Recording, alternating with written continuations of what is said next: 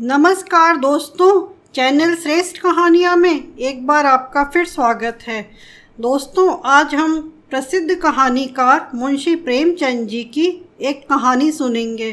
कहानी का शीर्षक है बड़े भाई साहब। आइए सुनते हैं कहानी। मेरे भाई मुझसे 5 साल बड़े थे, लेकिन 3 दर्जे आगे। उन्होंने भी उसी उम्र में पढ़ना शुरू किया था जब मैंने शुरू किया था, लेकिन तालीम जैसे महत्व के मामले में वह जल्दबाजी से काम लेना पसंद नहीं करते थे। इस भावना की बुनियाद खूब मजबूत डालना चाहते थे जिस पर आलीशान महल बन सके।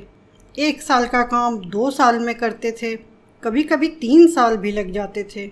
बुनियाद ही पुख्ता न हो तो मकान कैसे पायेदार बने। मैं छोटा था, वह बड़े थे। मेरी उम्र 9 साल की थी, वह 14 साल के थे। उन्हें मेरी तंबी और निगरानी का पूरा जन्म सिद्ध अधिकार था और मेरी शालीनता इसी में थी कि उनके हुक्म को कानून समझूं। वह स्वभाव से बड़े अध्ययनशील थे, हर दम किताब खोले बैठे रहते और शायद दिमाग को आराम देने के लिए कभी कॉपी पर, कभी किताब के हाशियों पर चिड़िया, कुत्ता, बिल्लियों की तस्वीरें बनाया करते थे। कभी कभी एक ही नाम या शब्द या वाक्य 10-20 बार लिख डालते। कभी एक शेर को बार बार सुंदर अक्षर में नकल करते, कभी ऐसी शब्द रचना करते जिसमें न कोई अर्थ होता न कोई सामंजस्य।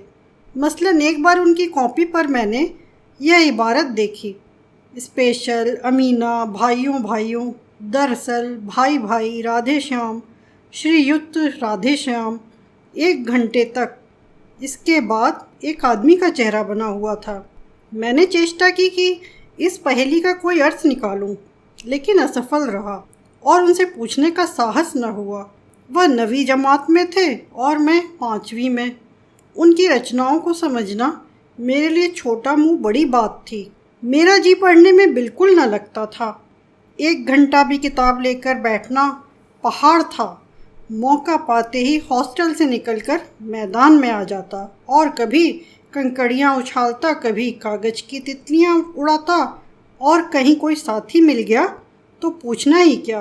कभी 4 दीवारी पर चढ़कर नीचे कूद रहे हैं, कभी फाटक पर सवार उसे आगे पीछे चलाते हुए मोटर कार का आनंद उठा रहे हैं। लेकिन कमरे में आते ही भाई साहब का रौद्र रूप देखकर प्राण सूख जाते। उनका पहला सवाल होता, कहाँ थे? हमेशा यही सवाल इसी ध्वनि में पूछा जाता था और इसका जवाब मेरे पास केवल मौन था। न जाने मुंह से यह बात क्यों न निकलती कि जरा बाहर खेल रहा था। मेरा मौन कह देता था कि मुझे अपना अपराध स्वीकार है और भाई साहब के लिए इसके सिवा और कोई इलाज न था कि स्नेह और रोष से मिले हुए शब्दों से मेरा सत्कार करें। इस तरह अंग्रेजी पढ़ोगे तो ज़िंदगी भर पढ़ते रहोगे और एक हर्फ ना आएगा। अंग्रेजी पढ़ना कोई हंसी खेल है? जो चाहे पढ़ ले, नहीं ऐरा गहरा नत्थु खैरा, सभी अंग्रेजी के विद्वान हो जाते। यहाँ रात दिन आँख फोड़नी पड़ती है और खून जलाना पड़ता है, तब कहीं यह विधा आती है। और आती क्या है, हाँ, कहने को आ जाती है। बड़े बड़े विद्वान भी शुद्ध अंग्रेजी नहीं लिख सकते, बोलना तो दूर।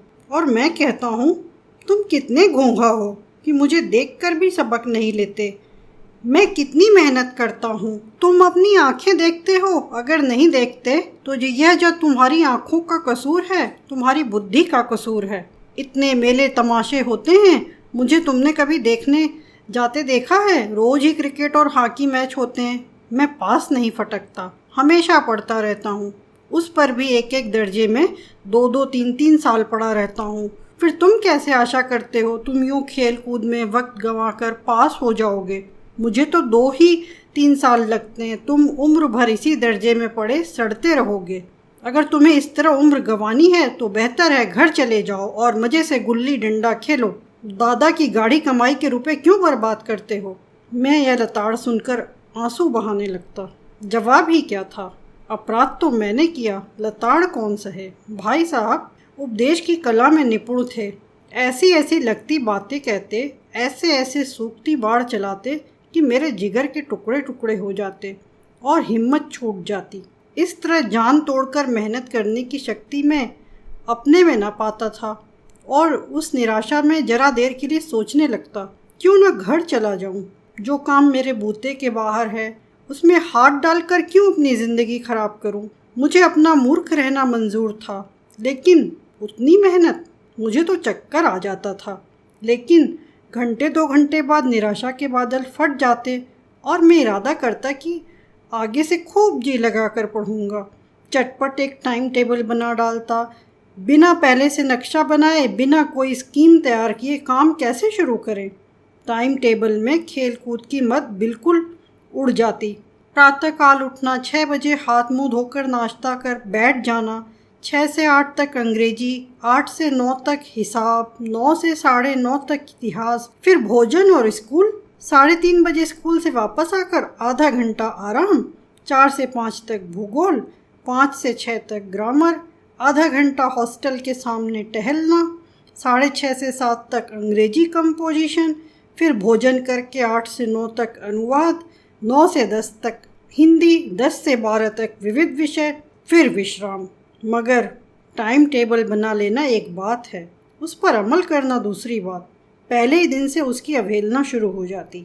मैदान की वह सुखद हरियाली, हवा के वह हल्के हल्के झोंके, फुटबॉल की उछल कूद, कबड्डी के वह दांव घात, वॉलीबॉल की वह तेजी और फुर्ती मुझे अज्ञात और अनिवार्य रूप से खींच ले जाती, और वहाँ जाते ही मैं सब कुछ भूल जाता। वह जानलेवा टाइम टेबल, वह आँख फोड़ पुस्तकें, किसी की याद न रहती, और फिर भाई साहब को नसीहत और फजीहत का अवसर मिल जाता। मैं उनके साए से भागता, उनकी आंखों से दूर रहने की चेष्टा करता, कमरे में इस तरह दबे पाँव आता कि उन्हें खबर न हो। उनकी नज़र मेरी ओर उठी और मेरे प्राण निकले। हमेशा सिर पर एक नंगी तलवार सी लटकती मालूम होती। फिर भी जैसे मौत और विपत्ति के बीच में भी आदमी मोह और माया के बंधन में जकड़ा रहता है। मैं फटकार और घुड़कियाँ खाकर भी खेल कूद का तिरस्कार न कर सकता।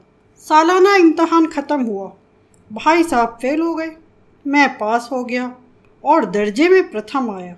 मेरे और उनके बीच केवल 2 साल का अंतर रह गया। जी मैं आया भाई साहब को आड़े हाथों लूं। उनकी वह घोर तपस्या कहाँ गई? मुझे देखिए, मज़े से खेलता भी रहा और दर्जे में अव्वल भी।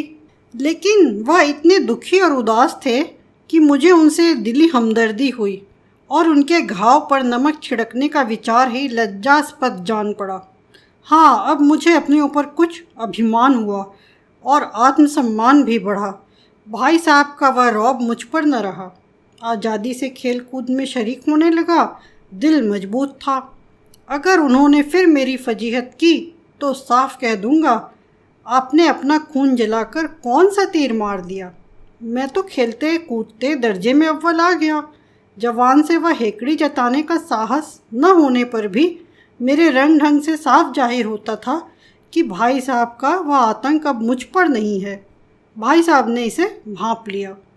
उनकी सहज बुद्धि बड़ी तीव्र थी, और एक दिन जब मैं भोर का सारा समय गुल्ली डंडे की भेंट करके ठीक भोजन के समय लौटा तो भाई साहब ने मानो तलवार खींच ली और मुझ पर टूट पड़े। देखता हूँ इस साल पास हो गए, दर्जे में अव्वल आ गए तो तुम्हें दिमाग हो गया है। मगर भाईजान, घमंड तो बड़े बड़े का नहीं रहा, तुम्हारी क्या हस्ती।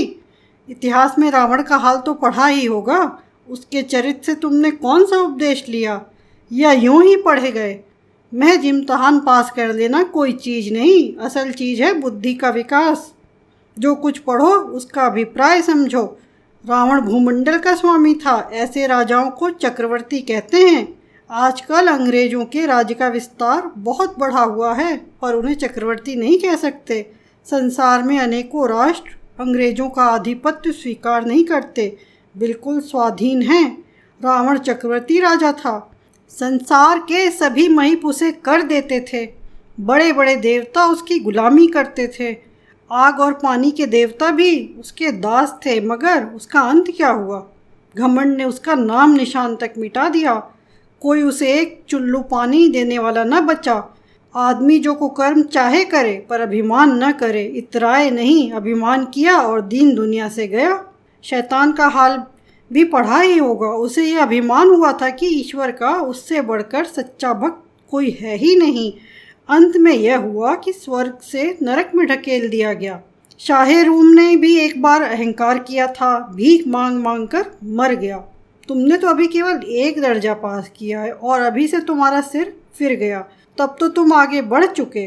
यह समझ लो तुम अपनी मेहनत से नहीं पास हुए, अंधे के हाथ बटेर लग गई। मगर बटेर केवल एक बार हाथ लग सकती है, बार बार नहीं। कभी कभी गुल्ली डंडे में भी अंधा चोट निशाना पड़ जाता है, उससे कोई सफल खिलाड़ी नहीं हो जाता। सफल खिलाड़ी वह है जिसका कोई निशाना खाली न जाए। मेरे फेल होने पर न जाओ, मेरे दर्जे में आओगे तो दांतों पसीना आ जाएगा। जब अलजबरा और ज्योमेट्री के लोहे के चने चबाने पड़ेंगे और इंग्लिस्तान का इतिहास पढ़ना पड़ेगा। बादशाहों के नाम याद रखना आसान नहीं। 8 हेनरी ही गुजरे हैं। कौन सा कांड किस हेनरी के समय हुआ, क्या यह याद कर लेना आसान समझते हो? हेनरी 7वें की जगह हेनरी 8वां लिखा है और सब नंबर गायब, सफ़ा चट। सिफर भी ना मिलेगा, सिफर भी। किस ख्याल में? दर्जनों तो जेम्स हुए, दर्जनों विलियम, कोड़ियों चार्ल्स। दिमाग चक्कर खाने लगता है, आंधी रोग हो जाता है। इन अभागों को नाम भी न जुड़ते थे, एक ही नाम के पीछे दोयम सोयम चहारुम पंजुम लगाते चले गए। मुझसे पूछते तो 10 लाख का नाम बता देता, और ज्योमेट्री तो बस खुदा की पनाह। अ ब ज की जगह अ ज ब लिख दिया और सारे नंबर कट गए। कोई इन निर्दयी मुमतहीनों से नहीं पूछता कि आखिर अ ब ज और अ ज ब में क्या फ़र्क है, और व्यर्थ की बात के लिए क्यों छात्रों का खून करते हो? दाल भात रोटी खाई या भात दाल रोटी खाई, इसमें क्या रखा है? मगर इन परीक्षकों को क्या परवाह? वह तो नहीं देखते जो पुस्तक में लिखा है, चाहते हैं कि लड़के अक्षर अक्षर रट डालें, और इसी रटंत का नाम शिक्षा रख छोड़ा है। और आखिर इन बेसिर पैर की बातों के पढ़ने से क्या फ़ायदा? इस रेखा पर वह लंब गिरा दो तो आधार लंब से दुगना होगा। पूछिए इससे प्रयोजन? दुगना नहीं चौगुना हो जाए या आधा ही रहे मेरी बला से। लेकिन परीक्षा में पास होना है तो यह सब खुराफात याद करनी पड़ेगी। कह दिया, समय की पाबंदी पर एक निबंध लिखो जो 4 पन्नों से कम ना हो। अब आप कॉपी सामने खोले, कलम हाथ में लिए, उसके नाम को रोइए। कौन नहीं जानता कि समय की पाबंदी बहुत अच्छी बात है। इससे आदमी के जीवन में संयम आ जाता है, दूसरों का उस पर स्नेह होने लगता है, उसके कारोबार में उन्नति होती है। लेकिन इस जरा सी बात पर 4 पन्ने कैसे लिखें? जो बात एक वाक्य में कही जा सके उसे 4 पन्ने में लिखने की ज़रूरत? मैं तो इसे हिमाकत समझता हूँ। यह तो समय की किफ़ायत नहीं बल्कि इसका दुरुपयोग है कि व्यर्थ में किसी बात को ठूस दिया। हम चाहते हैं आदमी को जो कुछ कहना है चटपट कह दे और अपनी राह ले, मगर नहीं, आपको 4 पन्ने रंगने पड़ेंगे, चाहे जैसे लिखिए, और पन्ने भी पूरे फुल स्केप आकार के। वह छात्रों पर अत्याचार नहीं तो और क्या है? अनर्थ तो यह है, कहा जाता है संक्षेप में लिखो। समय की पाबंदी पर संक्षेप में एक निबंध लिखो जो 4 पन्नों से कम न हो। ठीक, संक्षेप में 4 पन्ने हुए? नहीं, शायद 100-200 पन्ने लिखवाते। तेज भी दौड़ी है और धीरे धीरे भी। उल्टी बात या नहीं? बालक भी इतनी सी बात समझ सकता है, लेकिन इन अध्यापकों को इतनी तमीज़ भी नहीं। उस पर दावा है कि हम अध्यापक हैं। मेरे दर्जे में आओगे लाला तो ये सारे पापड़ बेलने पड़ेंगे और तब आटे दाल का भाव मालूम होगा। इस दर्जे में अव्वल आ गए तो ज़मीन पर पाँव नहीं रखते। इसलिए मेरा कहना मानिए, लाख फेल हो गया हूँ लेकिन तुमसे बड़ा हूँ। संसार का मुझे तुमसे ज़्यादा अनुभव है। जो कुछ कहता हूँ उसे गिरह बांधिए, नहीं पछताइएगा। स्कूल का समय निकट था। नहीं ईश्वर जाने यह उपदेश माला कब समाप्त होती। भोजन आज मुझे निस्वाद लग रहा था। जब पास होने पर यह तिरस्कार हो रहा है तो फेल हो जाने पर तो शायद प्राण ही ले लिए जाएं। भाई साहब ने अपने दर्जे की पढ़ाई का जो भयंकर चित्रण खींचा था उसने मुझे भयभीत कर दिया। कैसे स्कूल छोड़कर घर नहीं भागा, यही ताज्जुब है। लेकिन इतने तिरस्कार पर भी पुस्तकों में मेरी अरुचि ज्यों की त्यों बनी रही। खेल कूद का कोई अवसर हाथ से न जाने देता। पढ़ता भी था मगर बहुत कम। बस इतना कि रोज का टास्क पूरा हो जाए और दर्जे में जलील ना होना पड़े। अपने ऊपर जो विश्वास पैदा हुआ था वह फिर लुप्त हो गया और फिर चोरों का सा जीवन कटने लगा। सालाना इम्तहान हुआ और कुछ ऐसा संयोग कि मैं फिर पास हो गया और भाई साहब फिर फेल हो गए। मैंने बहुत मेहनत न की पर न जाने कैसे दर्जे में अव्वल आ गया। मुझे खुद अचरज हुआ। भाई साहब ने प्राणांतक परिश्रम किया था। कोर्स का एक एक शब्द चाट गए थे। 10 बजे रात तक इधर, 4 बजे भोर से उधर, 6 से 9:30 तक स्कूल जाने के पहले मुद्रा कांतिहीन हो गई थी, मगर बेचारे फेल हो गए। मुझे उन पर दया आती थी। नतीजा सुनाया गया तो वह रो पड़े और मैं भी रोने लगा। अपने पास होने वाली खुशी आधी हो गई। मैं भी फेल हो गया होता तो भाई साहब को इतना दुख न होता, लेकिन विधि की बात कौन टाले। मेरे और भाई साहब के बीच में अब केवल 1 दर्जे का अंतर रह गया। मेरे मन में कुटिल भावना उदय हुई कि कहीं भाई साहब 1 साल और फेल हो जाएं तो उनके बराबर हो जाऊं, और वह किस आधार पर मेरी फजीहत कर सकेंगे। लेकिन मैंने इस कमीने विचार को दिल से बलपूर्वक निकाल डाला। आखिर वह मुझे मेरे हित के विचार से ही डांटते हैं। मुझे उस वक्त अप्रिय लगता है अवश्य, मगर यह शायद उनके उपदेशों का असर हो कि मैं दनादन पास होता जाता हूँ, और इतने अच्छे नंबरों से। अब भाई साहब बहुत कुछ नरम पड़ गए थे। कई बार मुझे डांटने का अवसर पाकर भी उन्होंने धीरज से काम लिया। शायद अब वह खुद समझने लगे थे कि मुझे डांटने का अधिकार उन्हें नहीं रहा, या रहा तो बहुत कम। मेरी स्वच्छंदता भी बढ़ी। मैं उनके सहिष्णुता का अनुचित लाभ उठाने लगा। मुझे कुछ ऐसी धारणा हुई कि मैं तो पास ही हो जाऊंगा, पढ़ूं या ना पढ़ूं, मेरी तकदीर बलवान है। इसलिए भाई साहब के डर से जो थोड़ा बहुत पढ़ लिया करता था वह भी बंद हुआ। मुझे कनकौवे उड़ाने का नया शौक पैदा हो गया था, और अब सारा समय पतंगबाजी की ही भेंट होता था। फिर भी मैं भाई साहब का अदब करता था और उनकी नज़र बचाकर कनकौवे उड़ाता था। माझा देना, कन्ने बांधना, पतंग टूर्नामेंट की तैयारियां आदि समस्याएं अब गुप्त रूपों से हल की जाती थीं। भाई साहब को यह संदेह न करने देना चाहता था कि उनका सम्मान और लिहाज मेरी नज़रों से कम हो गया है। एक दिन संध्या समय हॉस्टल से दूर मैं कनकौवा लूटने बेतहाशा दौड़ा जा रहा था। आंखें आसमान की ओर थीं और मन उस आकाशगामी पथिक की ओर जो मंद गति से झूमता पतन की ओर चला जा रहा था। मानो कोई आत्मा स्वर्ग से निकलकर विरक्त मन से नए संस्कार ग्रहण करने जा रही हो। बालकों की एक पूरी सेना लग गई और झाड़दार बांस लिए उनका स्वागत करने को दौड़ी आ रही थी। किसी को अपने आगे पीछे की खबर न थी। सभी मानो उस पतंग के साथ ही आकाश में उड़ रहे थे, जहाँ सब कुछ समतल है, न मोटर कारें हैं, न ट्राम, न गाड़ियाँ। सहसा भाई साहब ने मेरी मुठभेड़ हो गई, जो शायद बाजार से लौट रहे थे। उन्होंने वहीं मेरा हाथ पकड़ लिया और उग्र भाव से बोले, इन बाजारी लौंडों के साथ धेले के कनकौवे के लिए दौड़ते तुम्हें शर्म नहीं आती? तुम्हें इसका भी कुछ लिहाज नहीं? अब नीची जमात में नहीं हो, बल्कि 8वीं जमात में आ गए हो और मुझसे केवल 1 दर्जा नीचे हो। आखिर आदमी को कुछ तो अपनी पोजीशन का ख्याल करना चाहिए। एक ज़माना था कि लोग 8वीं दर्जा पास करके नायब तहसीलदार हो जाते थे।